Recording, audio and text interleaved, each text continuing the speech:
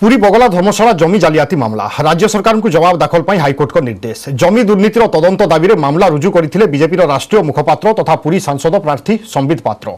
पूर्व दायर होइथिबा मामलार मध्य एकत्र शुणाणी हेबो। नवेम्बर 2 रे हेबो मामलार परवर्ती शुणाणी। बगला धर्मशाला जमी बिक्री प्रसंग को नहीं बीजेपी 27 दिन व्यापी धारणा सह दस्तखत अभियान करिथिला। गतकाली पदयात्रा करिथिला दल।